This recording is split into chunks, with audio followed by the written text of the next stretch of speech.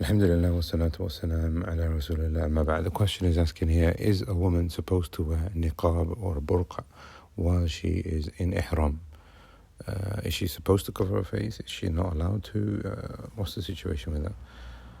Now we have a hadith in Sahih Bukhari under authority of Abdullah ibn Umar. The Messenger of Allah sallallahu alayhi wa sallam explains to us what the pilgrim is not allowed to wear. So for men, they're not allowed to wear stitched clothing. So he says, sallallahu alayhi wa sallam, la talbisul qamis. They're not allowed to wear a shirt. Now what that basically means is that for men, they're not allowed to wear stitched clothing, meaning something which is going to wrap around their limbs. The ihram itself, for what the men wear, is full of stitching. I mean, sometimes they've got a design on it, etc. Stitched clothing doesn't necessarily mean that the actual garment is stitched. What it means is that it doesn't wrap around the limb. So he says, sallallahu alayhi wa sallam, لا تلبسوا قميص. He doesn't wear a shirt. ولا سرواليات. And he doesn't wear trousers because those would wrap around his legs. ولا عمائم. And he doesn't wear a turban because that would wrap around the head. As for the muhrima, the female pilgrim, he says, sallallahu alayhi wa sallam, ولا تنتخب المرأة muhrima. And a woman in ihram doesn't wear a niqab. ولا تلبس قفازين.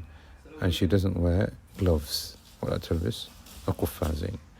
In this hadith, the Messenger of Allah is clearly explaining to us that the woman doesn't wear niqab, she doesn't wear burqa, and she doesn't wear gloves. And what that basically means is nothing on her face. She wears nothing on her face, and she wears nothing which wraps around her hands. And this is the view of the majority of the ulama.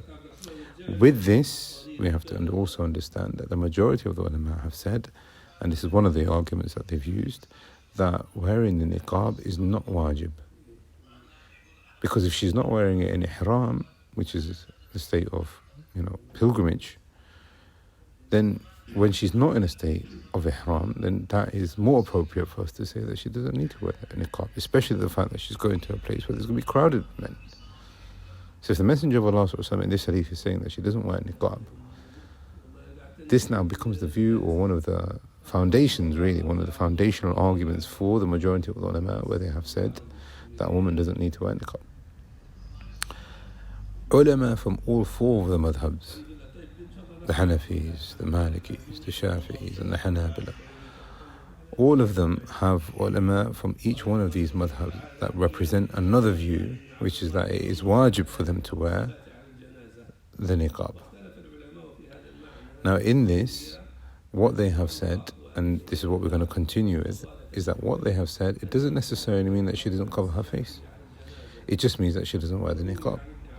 Therefore, it's been narrated from Uthman bin Affan, and Aisha radiallahu anha, and Ata, and Malik, and Thawri, and Shafi'i, and Ishaq, or Muhammad bin Hassan, the student of Abu Hanifa, that a woman should cover her face with something which is pinned on her head, and it falls over her face. So she's not wearing a niqab on the face, but she's wearing something which is attached to her head, because wearing something on the head is absolutely fine, because she's wearing a hijab or a khimar, and that falls over her face. Therefore, وَلَا تَنْتَقِبُ الْمَرْأَةُ مُحْرِمَةً, which basically means that a woman in ihram doesn't wear a niqab, doesn't mean that she doesn't cover her face. And this seems to be, for me, the correct view. And this also answers the response, or gives a response to those who say that wearing niqab is not wajib. And to support this also, it's been reported by Abu Dawood that Aisha radiallahu anha, she said that when people used to get close to us, we used to cover our faces, and we used to let the veil drop over our faces. And if they went far away, we used to open up the veil, whilst we were in the state of ihram. This then teaches us that Aisha radiallahu anha used to cover her face whilst in ihram, and the people around her used to cover their faces whilst they were also in ihram. So the correct view in this, as the majority of the ulama have said, a woman doesn't need to cover her face in ihram, and it is actually haram for her to wear niqab and burqa. That's fine, but what's the solution? We will say that she can wear something which is pinned to the top of her head, and this then also acts as dalil to say that niqab is wajib in the state of ihram and outside the state of ihram. We ask Allah subhanahu wa ta'ala that He grants us tawfiq and success, and He makes us of those who visit His house abundantly in a manner that He is pleased with us with. Allahu a'lam. Sallallahu ala nabiyyina Muhammad.